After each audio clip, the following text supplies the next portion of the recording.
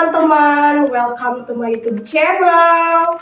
Perkenalkan, nama saya Nanda Salsa Nabila dengan NPM 121020368 dari kelas 2N Manajemen SDM.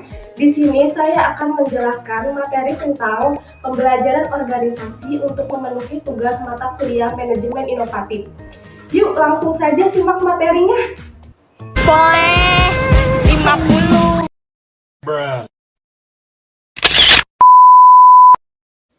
Manajemen inovatif.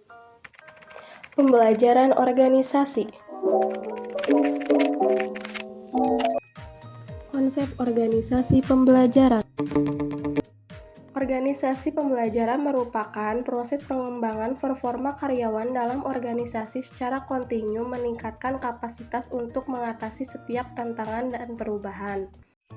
Pembelajaran merupakan proses untuk mendapatkan pengetahuan yang dilanjutkan dengan aktualisasi.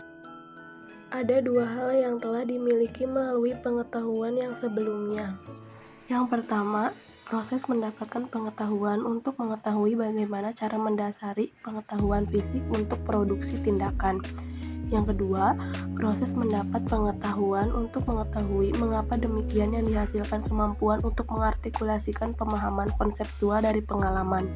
Tingkatan organisasi pembelajaran. 1. Berpikir sistem. Berpikir sistem adalah berpikir secara keseluruhan terhadap interaksi antara unsur dalam batas lingkungan tertentu yang bekerja mencapai tujuan. Personal mastery, upaya keahlian terus-menerus dalam mengklasifikasikan visi pribadi, visi organisasi, memfokuskan energi, mengembangkan kesabaran, melihat dengan objektif, dimulai dari hal-hal yang sungguh-sungguh bagi organisasi. Mental model, kemampuan sikap mental atau model mental yang dimulai dari penguasaan pribadi yang tinggi dalam keadaan hidup selalu belajar.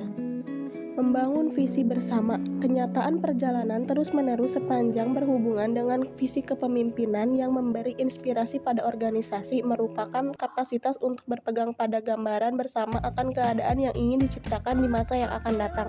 Tim pembelajaran. Pembelajaran dalam tim dimulai dengan dialog, merupakan kemampuan anggota tim untuk menunda asumsi dan masuk ke dalam pikiran bersama secara murni. Karakteristik organisasi pembelajaran dibagi menjadi 3. Yang pertama, gagasan baru merupakan syarat bagi organisasi pembelajaran. Yang kedua, pengetahuan baru harus ditransfer ke seluruh organisasi. Yang ketiga, perilaku organisasi harus berubah sebagai hasil pengetahuan baru. Solusi pemecahan masalah dalam pembelajaran organisasi. Dalam menghadapi resistensi terhadap pembelajaran di organisasi, perlu ada tindakan. 1. Proses penyadaran tentang perlu adanya kebutuhan perubahan. Yang kedua, perubahan memperkuat adanya daya dorong atau daya ungkit perubahan dan tindakan perubahan atau resistensi. Yang ketiga, membawa kembali organisasi pada keseimbangan baru. 3 fungsi kunci dalam membangun organisasi pembelajaran. Yang ke-1, membangun komitmen pada pembelajaran, yang di dalamnya terdapat A. Membuat pembelajaran sebagai komponen visi dan tujuan strategi. B. Investasi dalam pembelajaran. C. Mempromosikan luas tentang nilai pembelajaran. D. Mengukur, tolak ukur, menelusuri pembelajaran. E. Menciptakan penghargaan dan semboyan pembelajaran. Yang kedua, bekerja untuk membangkitkan dan dampak, yang di dalamnya terdapat A. Implementasi program perbaikan terus-menerus. B. Meningkatkan kompetensi pekerja melalui training dan membeli keahlian dari organisasi. Yang ketiga, bekerja menggeneralisir gagasan dengan dampak, yang di dalamnya terdapat A. Menciptakan prasarana yang menggerakkan gagasan sepanjang batas organisasi. B. Memutar pekerja dari batasan fungsional dan divisional. Aspek strategis organisasi dan hambatan pembelajaran.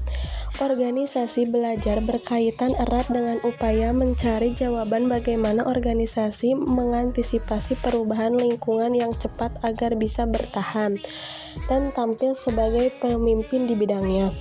Yang pertama, ada bidang organisasi belajar. Bidang organisasi yang adaptif dan responsif terhadap lingkungan eksternalnya sekaligus kuat dalam integrasi internalnya.